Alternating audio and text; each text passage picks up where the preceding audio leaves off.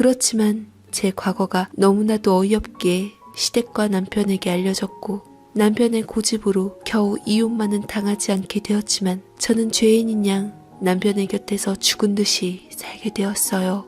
시댁에서 또한 저는 투명인간이었고 없는 존재나 마찬가지였습니다. 명절날이나 가족의 기념일 때도 제게 말을 걸어주는 친척들은 아무도 없었고 남편마저 제 편을 들어주거나 입장에 대해서 생각해주질 않았죠. 어찌 보면 그것이 남편이 내게 주었던 복수 중 하나였고 딸아이는 그런 외로운 엄마인 저를 보며 살았습니다. 남편이 저를 두고 바깥으로 놀 때 그나마 딸아이는 제 곁에 있어주며 작은 고사리 손으로 저를 꼭 안아주었더랬죠. 엄마 곁에는 늘 내가 있으니까 아무 걱정하지 마. 내가 커서 엄마 꼭 지켜줄게. 라고 말을 해주는데 어린 딸에게 위로를 받으며 저는 눈물을 쏟고 딸은 제가 살 이유가 되었습니다. 외박을 밥 먹듯 하고 보란듯 여자의 흔적을 남기며 저를 없는 취급을 하는 남편을 보며 몇 번이나 이혼 생각이 간절했지만 그래도 딸아이에게 대하는 남편을 보며 살았습니다. 아이고 우리 예쁜 윤지, 아빠가 세상에서 가장 사랑하는 거 알지? 우리 똘똘하고 예쁜 딸만큼은 절대 아빠를 실망시켜서는 안 된다. 아빠는 우리 윤지밖에 없어. 나중에 좋은 신랑감 만나서 보낼 때까지 아빠가 행복하게 해줄게. 남편은 딸을 무척이나 예뻐했고 집안에 있을 때는 끼고 살았습니다. 그나마 다행이었죠. 나를 따뜻하게 바라보고 챙겨주고 사랑해준 남편을 잃은 건 어쩔 수 없었지만 우리 딸에게만큼은 이토록 딸을 사랑하는 아빠의 존재를 빼앗고 싶지 않았습니다. 딸 역시 아빠를 많이 좋아하고 따랐기에 저는 부녀의 다정한 시간을 보는 게 낙이 되었죠. 그렇게 제 가정은 어찌어찌 흘러가는 것만 같았습니다. 그러던 찰나 제게 예기치 못한 순간이 찾아오게 되었죠. 남편이 절 뒤흔들려고 작정했던 건지 아니면 제 인내심이 어디까지 바닥을 드러내는지 궁금했던지 기어이 일을 치고 말았습니다. 하루는 제가 우리 딸을 유치원에 보낸 후 남편이 근무 도중에 집에 들렀는데 저는 남편이 갑자기 집에 들른 것에 대해 혹시나 무슨 일이 생겼나 싶어 긴장했습니다. 게다가 남편의 손에는 작은 손이 붙들려져 있었죠. 우리 딸 또래의 아이가 있었는데 예쁘게 생겼더라고요. 저는 남편에게 난데없이 왜 갑자기 여자애를 데리고 집에 들렸냐고, 이 아이는 대체 누구냐고 조심스럽게 물었습니다.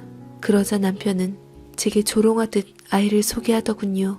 앞으로 우리 집에서 살 아이야. 내 딸이지.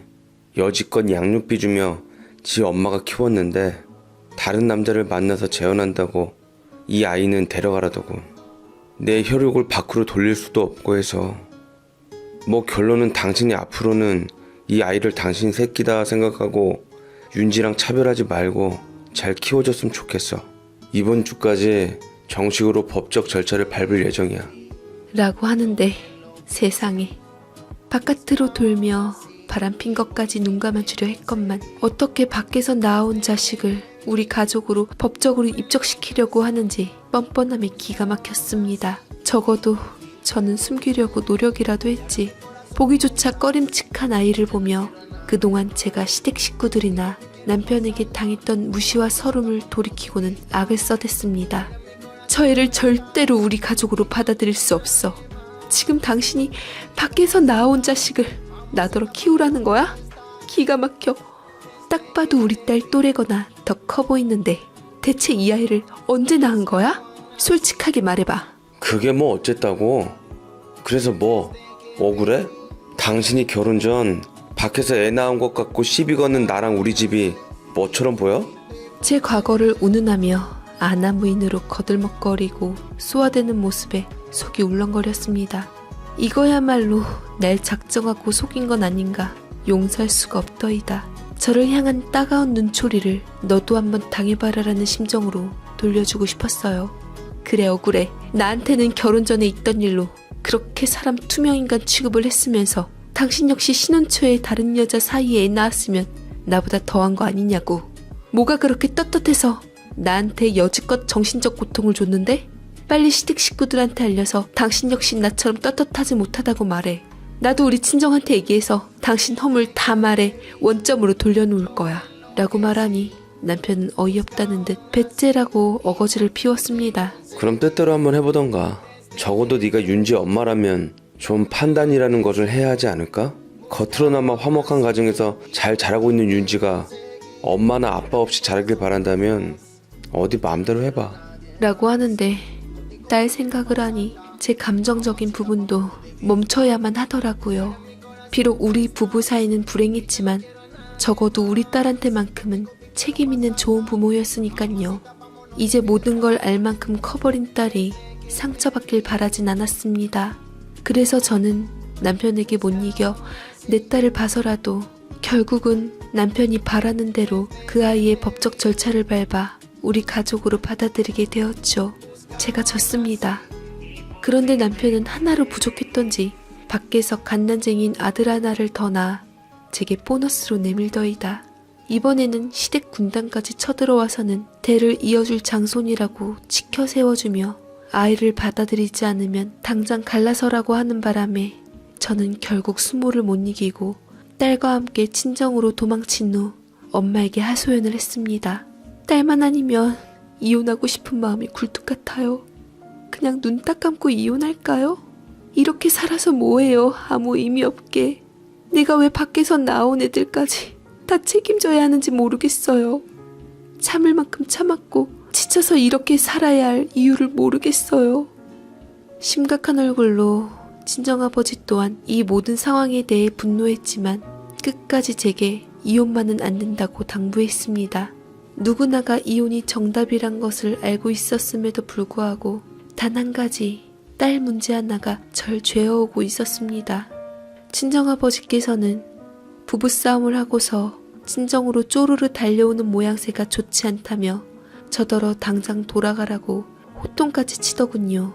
갈 곳 없던 저는 울며 겨자먹기로 애손을 잡고 들어가자 남편은 없고 밖에서 데려온 애 둘만 집에 있었는데 우리 딸 또래의 여자애가 갓난쟁이 이복 남동생을 뒤에 업고서 재우고 있었습니다. 오셨어요? 동생이 엄마가 보고 싶은지 계속 찾아서 업고 있었어요. 엄마 곧 오신다고 해서 밥까지 만들어 놓고 싶었는데 못해서 죄송해요. 라며 어른스럽게 얘기하는데 그의 나이 당시 7살에 불과했어요. 어린애가 어린애답지 않는 것도 마음에 안 들었습니다. 눈치가 빤한 게 제 비위를 맞추려고 하는 것도 눈에 가시였어요. 애다운 면이 없고 애어른 같은 일찍 철든 면모도 징그러웠습니다. 그때부터 저는 독한 계모의 길로 들어서게 되었죠. 아이를 구박하거나 그러진 않았지만 시댁에서 내게 그랬듯 남편이 내게 대했던 것처럼 똑같이 무시하며 투명인간 취급을 했습니다. 숟가락이랑 밥그릇도 일부러 빼놨고 씻을 때면 보일러도 꺼버렸습니다. 살갑게 다가와도 제가 하는 일에만 집중하며 거들떠보지도 않았죠. 그래도 아이는 어떻게든 제 맘에 들고 싶어 했던지 아니면 쫓겨나는 게 무서웠던지 제게 잘하려고 안간힘을 쓰는 게 느껴졌어요. 아들 하나 들어온 것은 갓난쟁이라 못 모르는 애라 어떻게 할 수도 없겠더라고요. 시댁에서는 저와의 후사를 기대하지 않고 그 아들을 장손이라며 떠받들고는 귀하게 여겼습니다. 허나 딸인 그 아이는 시댁과 막상 데려온 남편조차 그리 애정이 없었던지 나몰라라 하는데 그것도 감안한 채 그 아이는 시댁 식구들마저 소중한 가족으로 잘 따르려고 애쓰더군요. 집안의 구박댕이 주제에 누가 시킨 것도 아닌데 집안일도 척척 잘 도와주고 동생도 잘 돌봐주고 우리 딸에게는 친구가 되기 위해 다가갔습니다. 잔망스럽다고 해야 하나? 어떻게 어린애가 이렇게까지 할 수 있을까 싶었어요. 정에 많이 굶주린 나이가 분명했습니다. 대체 이런 아이를 그 아이 엄마는 왜 버렸을까? 애를 어떻게 키웠길래 저렇게 어른들 머리 꼭대기에 올라갈 만큼 눈치가 타고났을까 싶었습니다. 애가 아무리 밉다 해도 어린애한테 그러지 말아야지 했지만 막상 보면 정이 도저히 붙질 않는 게 저도 어쩔 수 없더라고요.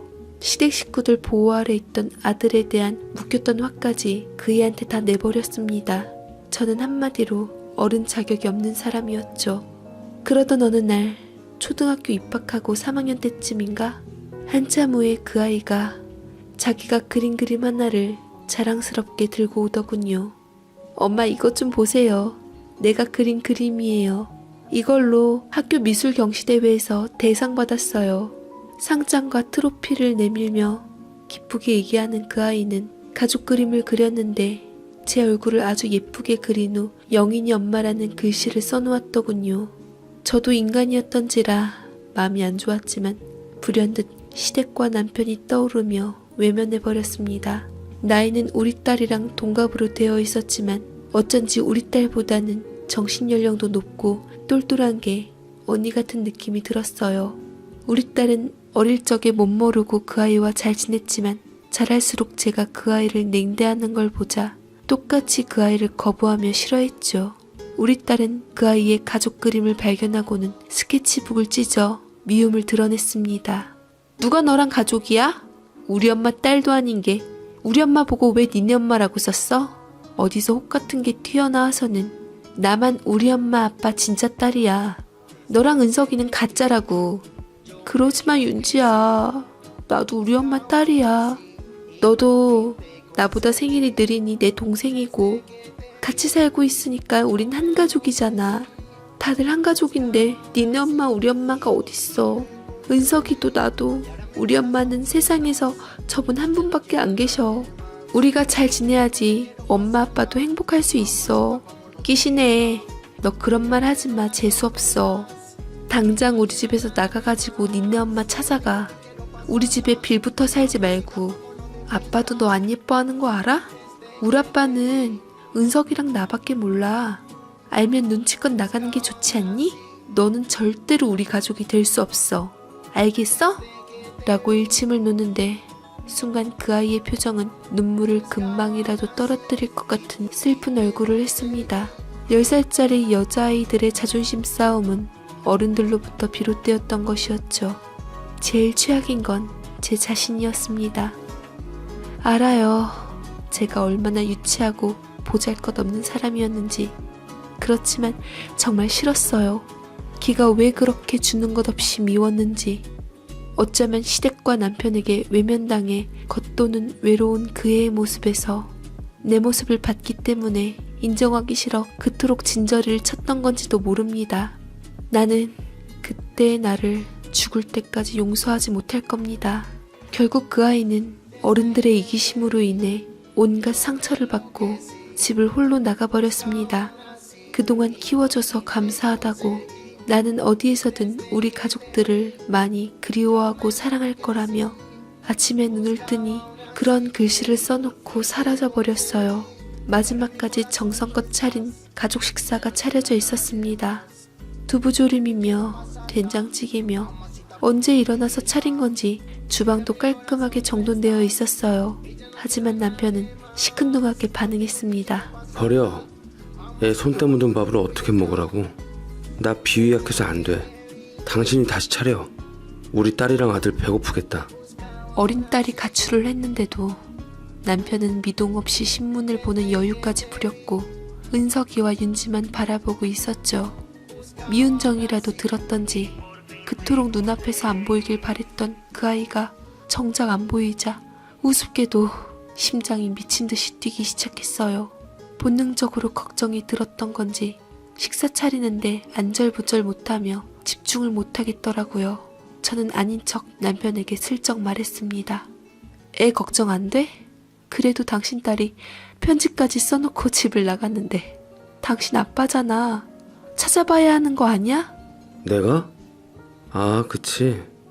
뭐 애가 때 되면 들어오겠지. 어린애가 가봤자 얼마나 멀리 갔겠어. 등 따시고 배부르니 관심이라도 끌어보려고 하는 거겠지. 요즘 애들 얼마나 영악한데. 특히 영인이는 당신이 봐왔으니 더 잘 알잖아. 찾아주면 버릇만 나빠지지. 아주 지엠이 닮아서 똥인지 된장인지 구분을 못한다니까. 라고 얘기를 하는데 분명 그의 엄마는 따로 있었을 텐데 왜 내가 이렇게 찔리고 심장이 떨리는지 이유를 알 수가 없었습니다. 언젠가 그렸던 그 가족 그림 속에 영인이 엄마라고 쓰인 글귀가 떠오르며 가슴이 먹먹해지더군요. 그의 엄마랑 사이가 안 좋았어? 당신 가만 보면 영인이한테 신경도 안 쓰고 남의 아이 취급하는 것 같았어. 당신이 나더러 키우라고 데려온 아이잖아. 그의 엄마가 결혼해서 영인이 양육권을 당신에게 넘겼다고 했나? 그래서 그의 엄마가 다른 남자와 결혼한 질투 때문에 아이에게 정을 안 주는 거야? 피식하고 웃는 남편이었습니다. 뭔가 제게 할 말이 많은 것 같았지만 터놓는 진실 대신 간사하게 입꼬리를 올리며 되받아치더군요. 나는 엄마면 모성애의 힘으로 본능적으로 자식을 알아볼 수 있는 능력이 생기는 줄 알았는데 꼭 그런 건 아니라는 것을 당신을 통해서 알게 됐어. 이건 뭐 나보다 더하니 당신이랑 그 애 볼 때가 제일 재밌었다니까. 무슨 소리를 하고 싶은 건데? 그애 당신이 데려온 당신 딸이잖아. 근데 내게 무슨 모성애를 운운하는 건데? 지금 나랑 뭐 하자는 거야? 글쎄, 내가 뭐 하자는 걸까? 잘 생각해봐. 비상한 머리 가진 당신 친정아버지랑 맞대고. 라고 알 수 없는 소리만 늘어놓은 채 자리를 뜨는데 머리가 아찔했습니다. 왜 남편이 주저리 그런 소리를 늘어놓는지 이해하려고 애썼지만 아둔한 저는 눈치채질 못하고 있었어요. 저는 그 애가 쓰던 방에 들어가 그 애가 쓰던 침대에 털썩 앉아보았습니다. 영이나 하고 이름을 부르면 환한 웃음을 지으며 금방이라도 엄마라고 부르면 나올 것만 같았는데 대체 어린아이가 어딜 간 걸까? 정말 이 애를 이대로 안 찾아봐도 될까 걱정이 되었습니다. 그러다가 저는 우연찮게 아이의 책상에서 생각지도 못한 걸 발견하게 되었습니다. 어느 상자 속 자수가 놓여진 베넷 쪼고리가 한 벌 있었는데 베넷 쪼고리에 새겨진 자수가 제가 첫 아이를 임신했을 때 태교 삼아 있던 자수와 엇비슷하게 느껴졌어요. 설마 하는 마음에 심장이 쿵 떨어졌습니다. 저는 등줄기가 쎄해지며 아주 천천히 친정엄마에게 전화를 걸었어요. 자수 놓는 걸 알려준 사람이 친정엄마였기에 저는 사진까지 찍어 친정엄마에게 보냈습니다. 이윽고 연락이 닿은 친정엄마는 제가 한참 욕을 했던 그 아이에 대해서 말하길 그 천덕꾸러기 계제배가 또 네 속을 썩여놨니? 딱 보니 보통 내기가 아닌 게 너 초장에 그 애 잡지 않으면 그 애 절대로 못 이겨. 확 기세를 꺾어놔야 돼. 라고 말을 하시는데 제가 엄마에게 그동안 그 아이에 대해서 이렇게 안 좋게 말했었나 가책이 일었습니다. 저는 사색이 되어서 말을 더듬고는 엄마에게 당장 지금 휴대폰으로 보낸 사진을 보라고 했어요. 아무래도 베넷 쪼고리에 새겨진 자수가 내가 예전에 첫 아이를 임신했을 때 엄마가 가르쳐줘서 만든 자수 모양이랑 비슷한 것 같은데 엄마가 보기엔 어떻게 생각하냐고 했더니 엄마는 잠깐만이라고 말을 하다 사진을 보았는지 갑자기 말을 못 이으시더군요. 제가 다급해져서 엄마에게 왜 말을 못하냐고 내가 그때 처음으로 아이를 위해 만든 자수 혹시 어디다 놨냐고 엄마가 갖고 있냐고 물었더니만 울음 섞인 소리로 제게 하는 말에 저는 그 자리에서 심정지 당할 뻔했습니다. 내가 너 첫 아이 낳은 후 그 아이를 기관으로 보낼 때 네가 정성껏 놓은 그 자수를 베넷 쪼고리에 새겨 입혀보냈다. 어딘가로 입양돼서 사랑받고 구김없이 잘 살라고 비록 어쩔 수 없이 보내지만 그래도 친모가 품었을 때 뱃속에서나마 소중하고 사랑받으며 자랐다고 일러주려고 내가 새겨놓았다. 그런데 그 베넷 쪼고리를 네가 어떻게 알고 있는 거니? 혹시 설마 그 애를 네가 만난 거니? 라고 말씀하시는데 나는 그제서야 남편이 내게 얼마나 무서운 짓을 저질렀는지 얼마나 내게 지독한 복수를 했는지 알게 되었습니다. 남편의 말 한마디 한마디 하나가 주마등처럼 스쳐 지나갔어요. 내가 그 아이를 그동안 어떻게 대했는지 어린 가슴에 비수를 꽂고 얼마나 힘들게 상처를 줬는지까지 함께요. 나는 심장을 쥐어짜는 고통과 함께 그 자리에서 오열을 하고 말았습니다. 그러다가 제 발로 집을 나간 그 애를 찾기 위해 112에 신고해서 아이의 행방을 찾았지만 아직 실종신고 접수할 시간은 아니라고 해서 저더러 무작정 기다려보라는 답답한 소리만 해대었습니다. 저는 그 아이를 찾기 위해 갈 만한 곳을 떠올렸지만 그애에게 한순간도 관심을 둔 적이 없었기에 어디 있는지 감조차 오질 않았어요. 아무 힘이 없던 저는 아이러니하게도 단번에 남편을 찾아가 원망을 뒤로 미룬 채 애원하고 사정하며 매달릴 수밖에 없었습니다. 처절한 죄의 대가였죠. 직원들이 다 보고 있는 와중에 납작 엎드려서 남편 가랑이 사이라도 길 기세로 저는 사정사정을 했습니다. 그러자 남편도 원래는 본디 선한 사람이었던지라 이런 제 모습에 마음이 약해져 정신이 들었던지 시아버지의 만류에도 불구하고 만사 일을 제쳐놓은 후 나와 함께 그 아이를 찾아다녔습니다. 이러니 저러니 해도 남편이 저보다 더 많은 것을 알고 있더라고요. 그 애가 자주 가던 놀이터, 좋아하는 분식집, 친한 친구, 그리고 원래 살던 고아원. 그 애가 있었던 고아원은 서울에서 멀찍이 떨어진 곳이었는데 시설이 낡고 후미져 보였습니다. 왜 친정 부모님께서는 그래도 손주인데 내 금쪽 같은 첫째 아이를 이런 곳에 미련 없이 내던졌을까 화가 났어요.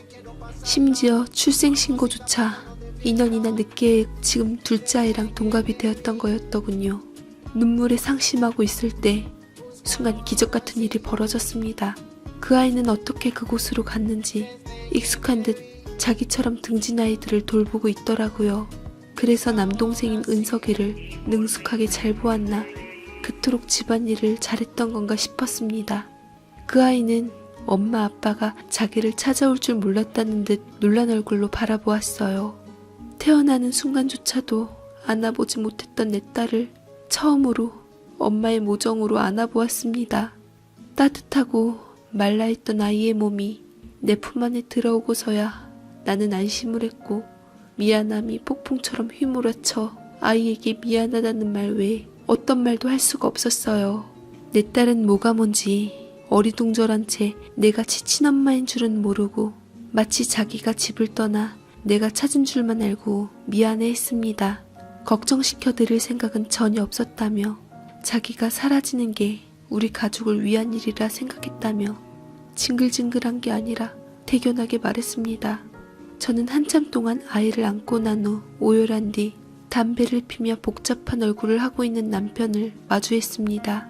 남편도 복수에 성공했지만 정작 이런 모습을 보니 마음이 좋진 않은 모양이었어요. 자식을 찾고 나니 도저히 남편을 용서할 수가 없었고 끔찍해져 한 집에서 살 수가 없겠더이다. 저는 두 딸을 비롯해서 시집에서 목매다는 은석이까지 함께 친정으로 갔고 문을 걸어 잠근 후 아이들을 결코 내어주지 않았어요. 은석이는 남편의 친자였기에 결국 법적 소송에서 져서 뺏기긴 했지만 내 딸들만큼은 지킬 수 있었습니다. 저는 남편에게 이혼 소송을 진행했지만 그쪽에서 변호사를 잘 고용한 탓인지 몇 번이나 기각 처리가 되더라고요. 지금도 여전히 이혼 소송 중이지만 남편은 끝까지 이혼을 못해주겠다는 입장을 고수하고 있습니다. 법적으로는 아직 엮여있지만 하루빨리 법이 모두가 행복해지는 결론을 내려주길 바라며 저는 딸들과 친정집에서 살아가고 있어요. 첫째 딸 아이한테는 제가 엄마로서 못해준 만큼 해주려고 노력하고 있고요. 지난 죄가 묻혀지진 않겠지만 앞으로 같이 함께 할 날들이 많기에 그 아이를 위해 모든 걸 걸고자 합니다. 물론 제 둘째 딸도 마찬가지고요. 그렇게 전 남편의 복수로 인해 저는 제 딸을 찾게 되었습니다. 원망도 욕도 많이 했지만 어찌됐든 그 사람 덕분에 제 딸을 찾았으니 미움 역시 덮고자 합니다. 그 사람의 장밋빛 미래를 위해서라도 우리 이혼이 빨리 성립되고 모든 게 다 끝나길 바라는 마음이 드네요.